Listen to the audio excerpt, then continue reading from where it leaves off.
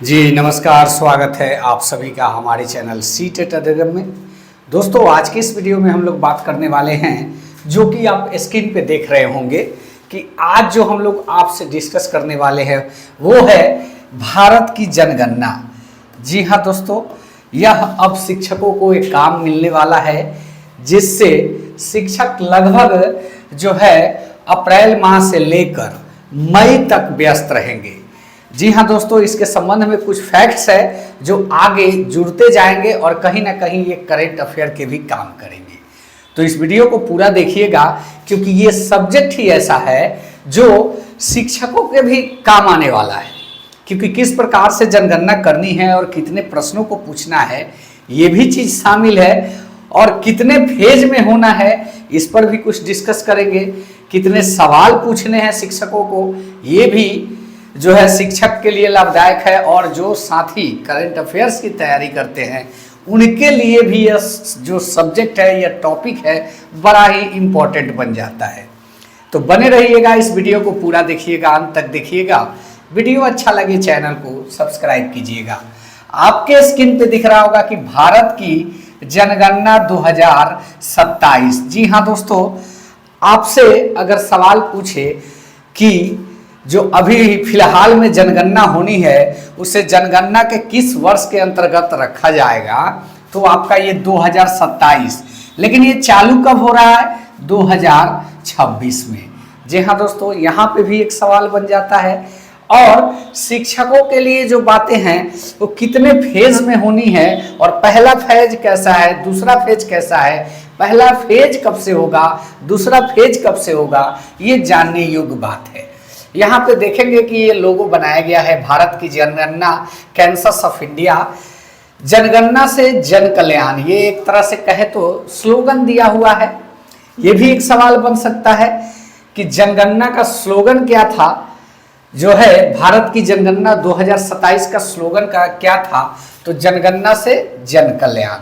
यहाँ पे मकान सूचीकरण यानी कि हाउस लिस्टिंग करना है। किस प्रकार से करना है? पहला तो हो गया आपका स्व जनगणना, और दूसरा हो गया घर घर सर्वेक्षण यानी कि मकान का सूचीकरण। स्व जनगणना जो होगा आपका 17 अप्रैल 2026 से 1 मई 2026। जी हाँ दोस्तों, यह जनगणना का टाइम पीरियड है। और दूसरा जो होना है घर घर सर्वेक्षण, वो आपका होगा मकान सूचीकरण के बारे में। ये लगभग 30 दिनों तक चलेगा, क्योंकि 2 मई से लेकर 31 मई तक इसका डेट निर्धारित किया गया है। अब वहीं आपसे बात करेंगे कि किस अधिनियम के तहत यह जनगणना होनी है, इसके बारे में। तो यहाँ पे आप जो देखेंगे कि जनगणना अधिनियम जनगणना अधिनियम 1948 की धारा 8(1) के अंतर्गत 2 मई 2026 से 31 मई 2026 तक सभी निम्नलिखित 33 प्रश्नों का जवाब मांगा जाएगा। जी हाँ दोस्तों, जब शिक्षकगण निकलेंगे जनगणना के लिए तो उनको जो है एक 33 सवाल पूछने हैं। जो भूस्वामी होगा उनसे 33 सवाल का जवाब उनसे शिक्षकों को मांगना है। स्टूडेंट के लिए यही एक प्रश्न बन जाता है कि जनगणना के दौरान मकान सूचीकरण के समय जो है जनगणना में कितने प्रश्नों का जवाब मांगा गया था।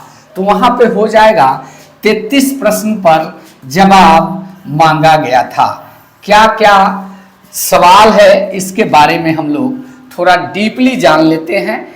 यहाँ पे आपको देखने को मिलेगा कि मकान नंबर और जनगणना मकान संख्या, और जो है घर का फर्श, यानी कि इस तरीके के सवाल करने हैं। तो मकान के संबंध में यानी कि घर के संबंध में जो सवाल होने हैं वो होगा मकान नंबर कितना है, जनगणना का मकान संख्या कितना, और घर में फर्श है कि नहीं वो पूछना है। घर के दीवार की सामग्री क्या क्या है वो पूछना है। घर के छत की सामग्री क्या क्या है वो पूछना है। घर का उपयोग क्या है वो पूछना है, और घर की स्थिति क्या है वो पूछना है। उसके बाद परिवार के संबंध में भी प्रश्न है। परिवार में जो है फैमिली मेंबर्स कितने हैं, पारिवारिक संख्या कितनी है, घर में कितने जन रहते हैं और परिवार के मुखिया का नाम क्या है, परिवार के मुखिया का लिंग क्या है, स्त्रीलिंग है कि पुल्लिंग है, परिवार के मुखिया की जाति कौन सी है, कौन से आरक्षित वर्ग के अंतर्गत आते हैं, अनुसूचित जाति, अनुसूचित जनजाति या अन्य, घर किसके नाम पे है, घर भूस्वामी के नाम पे है या वर्तमान में जो मकान मालिक है उनके नाम पे है या फिर किराए पे है, ये पूछना है। उसके बाद घर में कितने कमरे हैं इसके बारे में भी पूछना है, घर में कितने विवाहिता परिवार हैं ये भी पूछना है, और घर की बुनियादी जरूरतें क्या क्या है इसके बारे में भी पूछना है। जी हाँ दोस्तों, पहले तो ये पूछना है कि पेयजल, पीने का पानी है कि नहीं, इसकी उपलब्धता है कि नहीं, पेयजल यानी कि नल जल की व्यवस्था है कि नहीं, या फिर आपके यहाँ किस प्रकार से पेयजल उपलब्ध होता है उसके बारे में पूछना है। प्रकाश का मुख्य स्रोत क्या है, दिया, लैंप, लालटेन, एलईडी या बिजली या सौर प्लेट, इसके बारे में पूछना है। शौचालय की सुलभता के बारे में पूछना है, कहाँ पे जाते हैं आप, क्योंकि ये सारी योजनाएं जो है गवर्नमेंट ऑलरेडी धरातल पे उतार चुकी है, तो ये सारे प्रश्न बनते हैं। किस प्रकार का शौचालय है, गंदे पानी का निकास क्या है, नाला किस प्रकार से है, किधर निकलता है, कहाँ पे जाता है, स्टोरेज होता है या फिर डायरेक्ट आपका जो है तालाब, नदी, नहर, पैन किस में चला जाता है, ये चीजें पूछी जाएंगी। स्नान गृह यानी बाथरूम है कि नहीं इसके बारे में भी पूछा जाएगा। रसोई घर की उपलब्धता में आप क्या इस्तेमाल करते हैं, चूल्हा, एलपीजी या फिर पीएनजी क्या इस्तेमाल करते हैं इसके बारे में भी पूछा जाएगा। और जो है खाना पकाने का मुख्य साधन आपके पास क्या है इसके बारे में भी पूछा जाएगा। परिवार के खाने का मुख्य अनाज क्या है, चावल या रोटी या फिर और कुछ। रेडियो घर में है कि नहीं, टेलीविज़न है कि नहीं, इंटरनेट की सुविधा है कि नहीं, लैपटॉप कंप्यूटर है कि नहीं, है तो कितने हैं। घरेलू उपकरण की उपलब्धता के बारे में भी पूछना है। टेलीफोन, मोबाइल फ़ोन, स्मार्टफोन है कि नहीं, है तो कितने हैं, किस प्रकार के यूजेस हैं, सब पूछना है।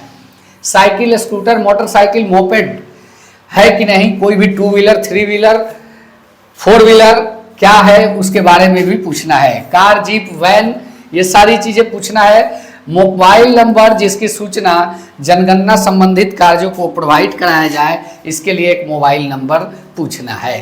तो टोटल 33 सवाल जो है भूस्वामी यानी गृह स्वामी से जनगणना के समय पूछना है, और वहीं पे सभी प्रश्नों का सत्य सत्य उत्तर देना है।